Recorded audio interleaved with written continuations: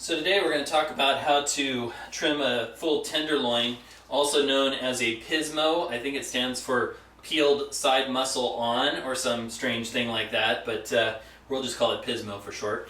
And basically you get this at any big box store. They are about $10 a pound, $9 a pound, somewhere in there. And so basically this is $50 or $60 in steak right here. But it is the best steak, by some opinions anyway. It's certainly the tenderest steak that you can get off the cow, but it also has almost no fat, which means that, amazingly, it doesn't really have a lot of taste compared to some other steaks that are more fatty. But we will cure that by adding bacon, which is always a good thing.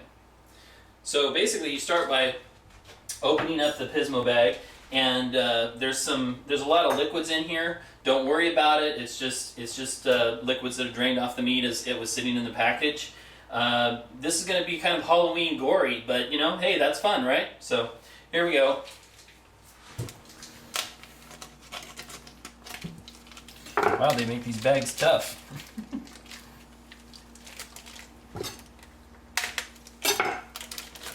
There we go.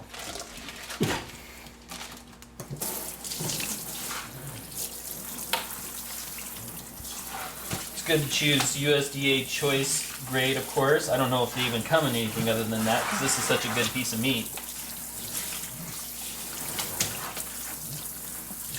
Alright. So there's two sides to the pismo. There's this side here, which shows where the vertebra of the cow was, right there. And then there's the other side, which is the side we're going to start with. And clean up a little bit here. Basically, right now we're going to try and peel off some of this fat layer that's right here. It should come off with a little bit of help from a knife, like so. And the name of the game is trying to minimize how much of the meat that you pull off with the fat. So basically you just very carefully with your knife cut, try and hold your board from moving if you can. There, I just took a little bit of that meat off, and I shouldn't have done that, but that'll be good stew meat later or something, or tacos, carne asada. And you just keep peeling back these fatty layers until you expose the muscle underneath. You can see it coming out pretty nicely right there. And that is the tenderloin.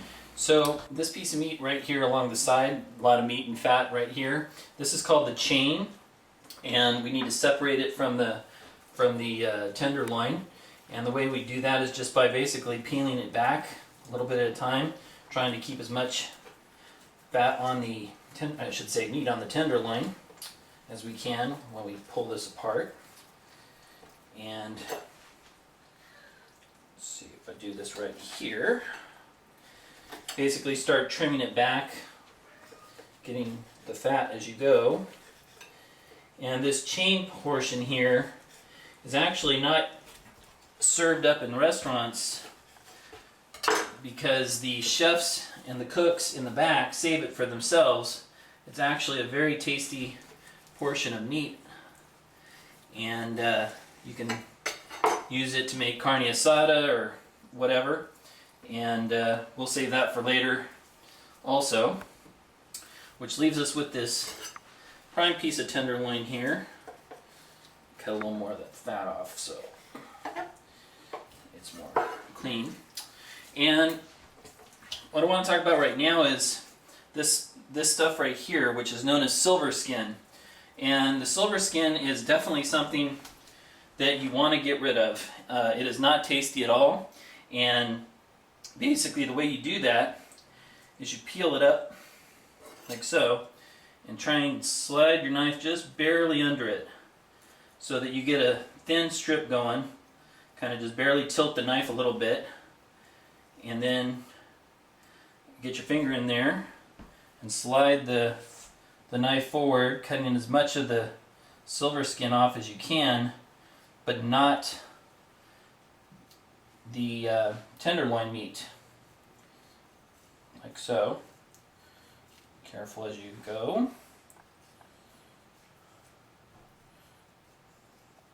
If you leave a little bit of it behind as you're going, it's not a problem.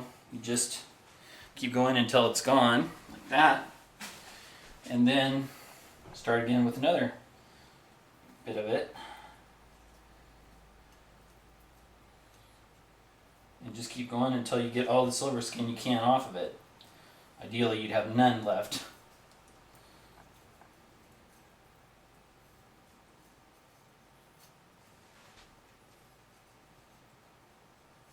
And there we go. So this little portion right here is actually a roast, a tenderloin roast in and of itself, this side muscle. And in order to get all the silver skin off, you're going to need to pull this back and maybe even cut just a little bit to get that side silver skin out of there, like so. Just open it up, and then you go back to trimming silver skin away, like that.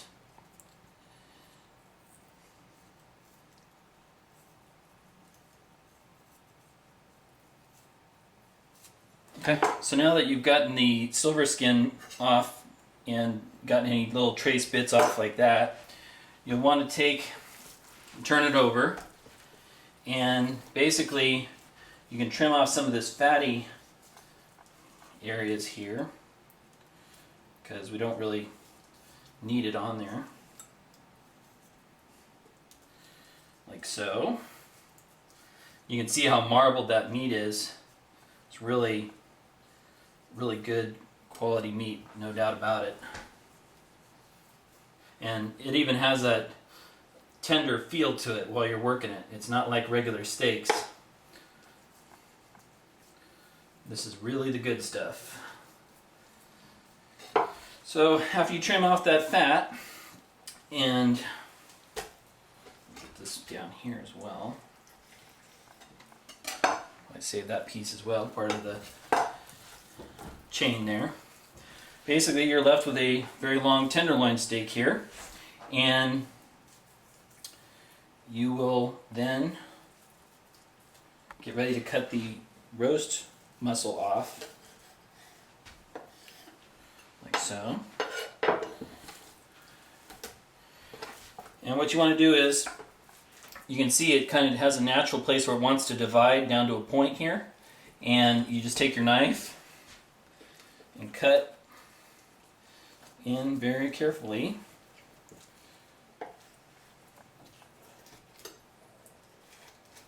like so. And you're left with a beautiful tenderloin roast ready to go, and the tenderloin itself.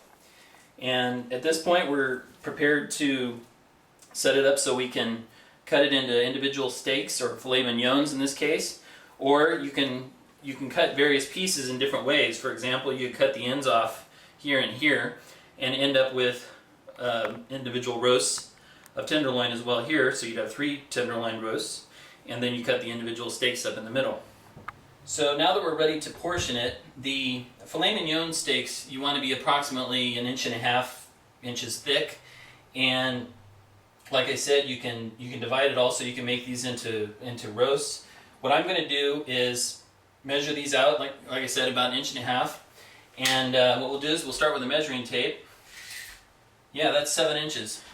So we start by this very little end piece here. We just want to trim that off, set it aside. It's still very good, tasty steak, but we'll start again with the next one. And like I was saying, we're going to do them 1.5 inches thick, but this end over here is a little bit on the thin side, the narrow side. So we're going to actually go up to 3 inches on this one, like so. And then cut it almost all the way through, but not quite, to there, and turn it sideways, and there you have a nice filet mignon medallion ready to go. And from there on out, it's 1.5 inches as you run.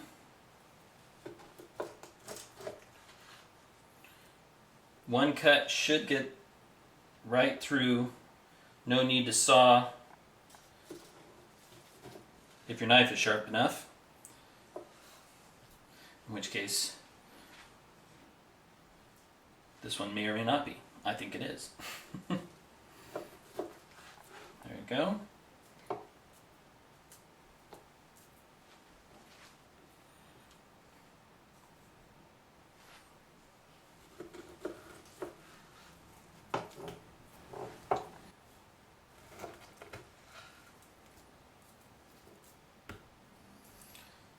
think I'm cutting some of these a little bit thicker. They're going to make for very nice steaks.